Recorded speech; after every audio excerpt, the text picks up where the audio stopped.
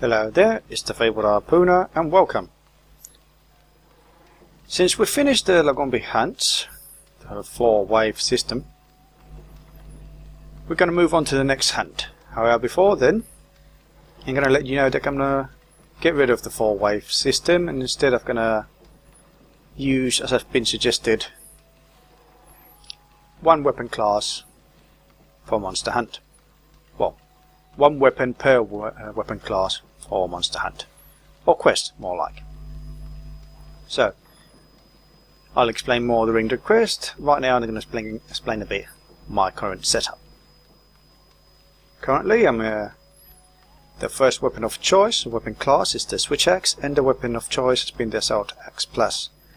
This weapon has been actually chosen at random and it's the one that's come out. Now since I'm going to be only using one weapon per weapon class, I can explain the other weapons and possible advantages of them over this one or over each other. So let's go from left to right to between all the switch axes that we do have available. First one is the Assault Axe Plus. Advantages: it has poison in the poison file. It's pretty much somewhat easy to get out versus against certain monsters that might be a bit resistant to it. Disadvantages would be a bit the low roar, relatively speaking, compared to the other switch axes, though similar to the Barroth axe, and mostly its low sharpness. Low sharpness. Armor set recommended for this particular weapon would be the Rogi armor set, especially if you can get the status up +1, status attack +1 with it. Does require 5 gems or a talisman that gives some points towards it. Otherwise maybe the Bernabra just for the extra status applied to it. Next weapon, the Peko Expander. Decent raw, not the highest but still decent. Nice level of sharpness and versus the... oh yes, the quest I'm doing is actually the Hunter Killer, the one I've been saying that I might not do. I'm actually doing that one. Anyway, as I said, decent sharpness. For this particular quest, since we're going to be hunting Great Jaggi and Barroth, the fire element is very damaging versus these two monsters.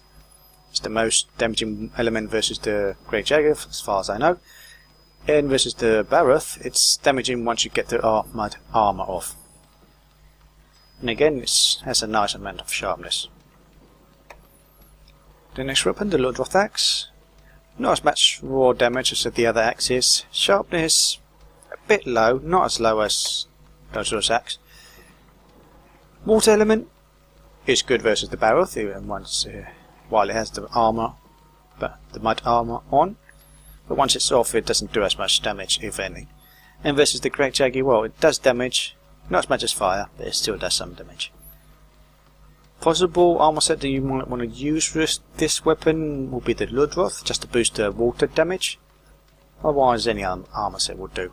The Rogi armor to extend the sharpness, or anything similar. For the Peko Expander, I'm not sure which armor. Any armor should do.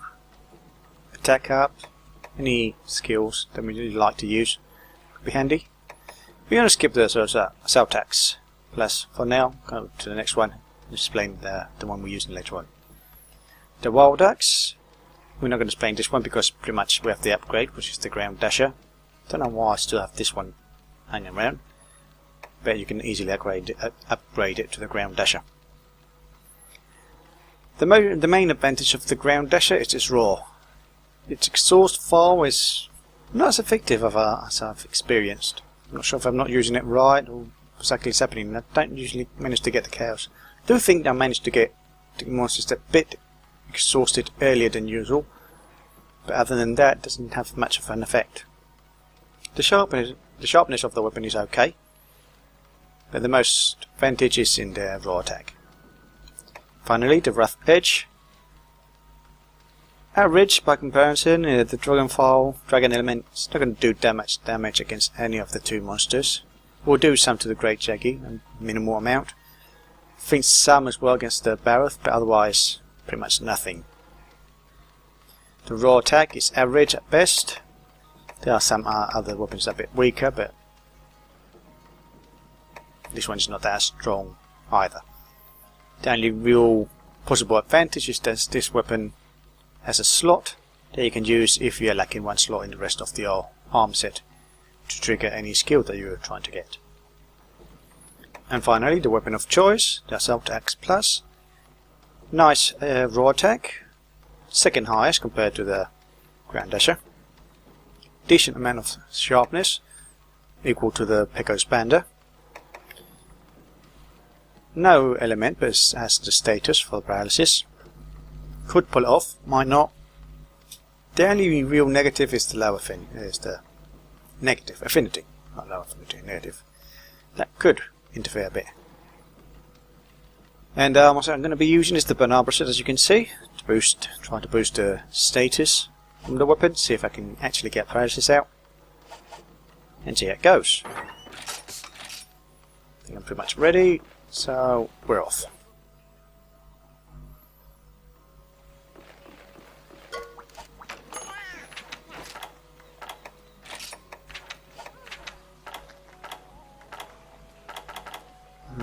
No status here, and the only other possible status will be here. It is okay, but since it's not fresh items, I probably won't get it.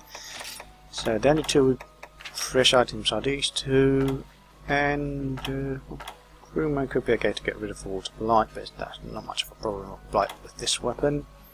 Defender High could be nice. Actually, I could go for this one. This one. Let's try it.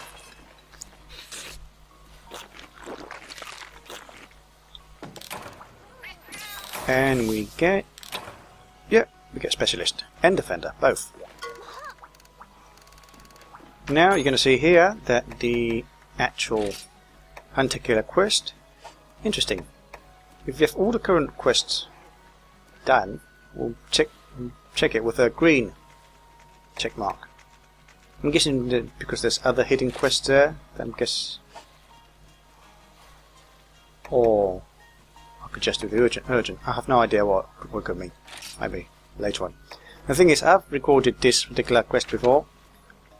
Well, tried to, but it didn't come out. It wasn't recording, so I decided not to record it again. So I'm doing the quest once over.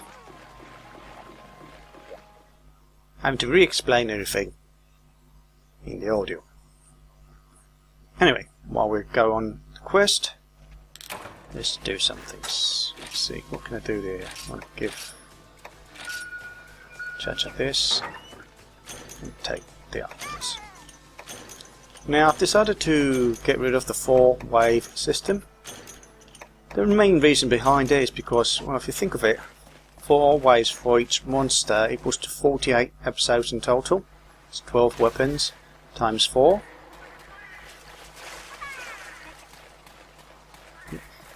If I do it on a daily basis, that's roughly over 1.5 months. So if you think of it, over one month of one single monster being hunted every time is a bit much, both for me to do and record and you to watch. So as it's been suggested, they're going to cut it down to 1 weapon per each weapon class versus each hunt. So in order to balance it out a bit, this quest I wasn't going to do previously, or was thinking of not doing it, I'm going to do now because I'm going to do it 12 times at most. Very impossible exceptions with the... oh, why did it roll rather than dash? Oh well. So yes, there will be 12 recordings of this one, which is roughly 2 weeks, under 2 weeks, before I move on.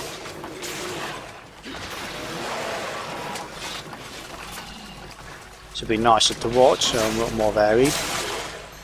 Also, because of the diversity of recordings, I was pretty much not talking that much later on during the episodes, as anything that could have mentioned was mentioned previously. So I was either repeating myself, like I probably will still do now and then, with any minor changes according to weapon, changes that really helped much.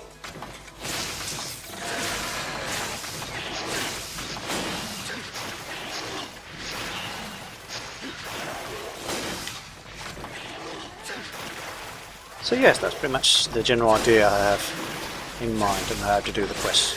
And that's why we're here, hunting the Barroth once again. Technically we're hunting both, well not technically, we're actually hunting a Barroth and a Great Jaggi. I'm not sure if the Great Jaggi ever comes here. I do know they share some places. Ooh, nice one, cha-cha. I'm not sure if this one is one of them. No. Ah, now saw it there. Will I get hit by the mud? Probably will, but just... Oh no, I didn't. Got lucky there. Oh! I should have just taken the bounce.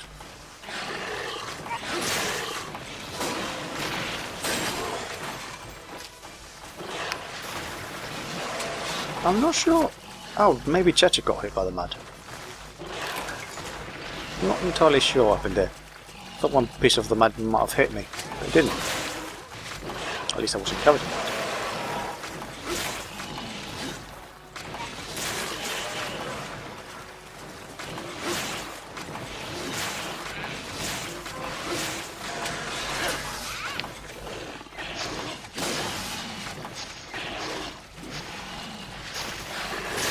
So what else can I talk about the wave system?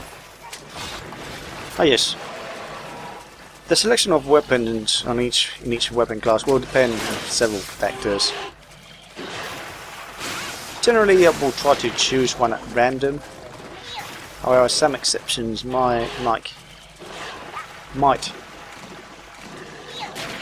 change the weapon of choice.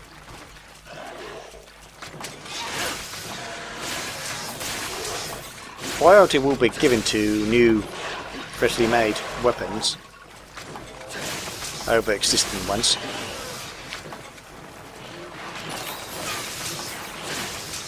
Again, that will be dependent a bit. Ooh.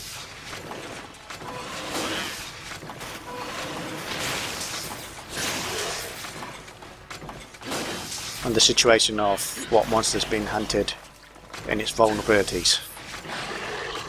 Or at least known vulnerabilities to me at that stage.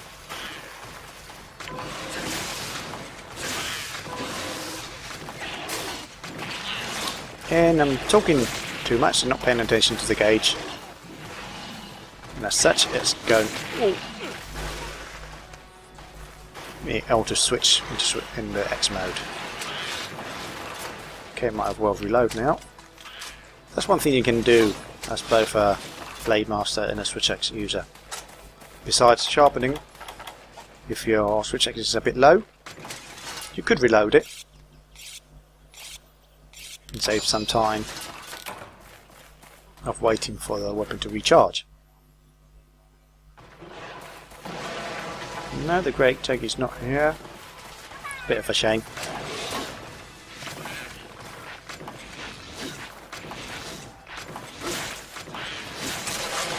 And there goes the tail.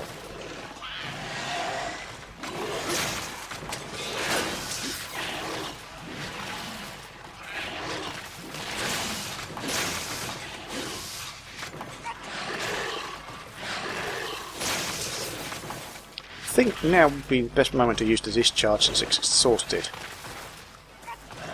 If it stays still.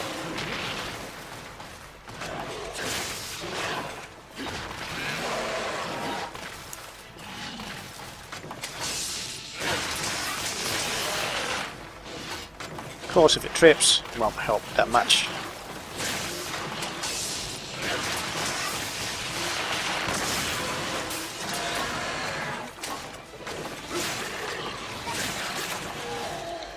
And it's dead. Nice. And let's carve the tail. At least I've got the carve out. Oh, and there's the Great Jaggi.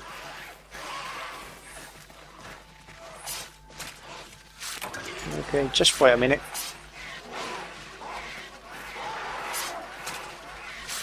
Well, maybe not a minute. A few seconds. Still one more carve. Ow.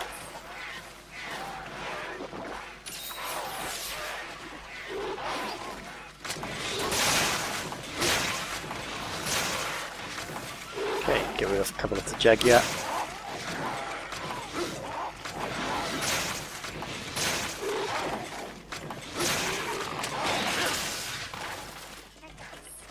Health a bit low, but I'm hoping Chacha will heal me.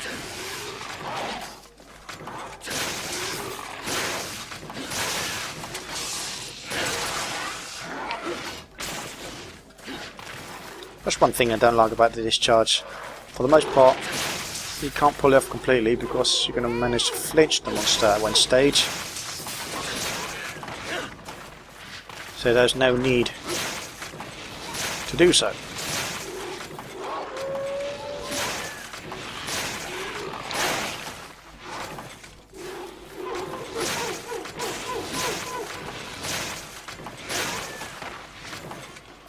And Chacha's still not healing me.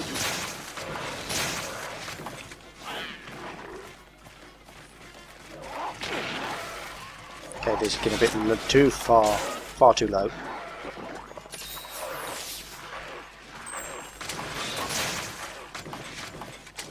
And because of that, it's going to get away.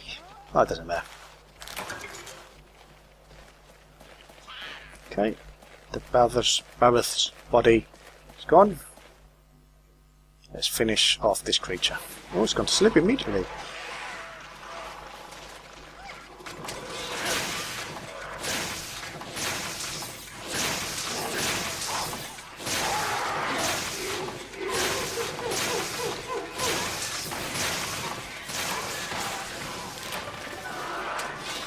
And there we go. There's the kill.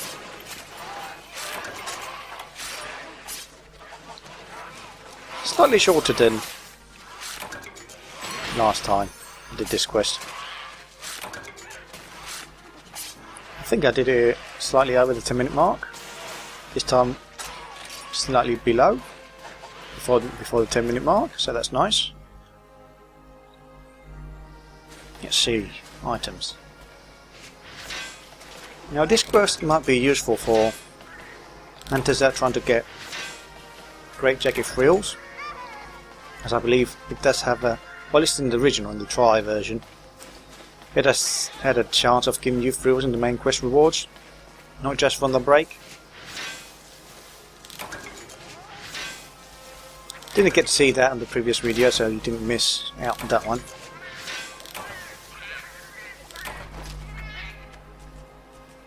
So let's see if we get to check on that.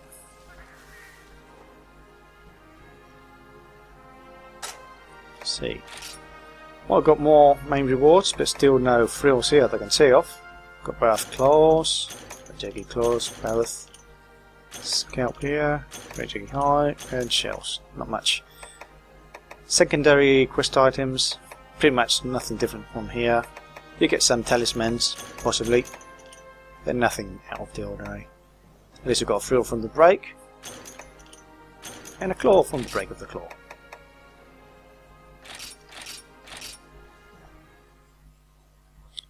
So, this has been the Fabled Harpooner doing the Hunter-Killer quest, hunting a Barroth and a Great Jaggi with the Switch X, the Assault X Plus. Hope you enjoyed the video, see you next time, and good hunting!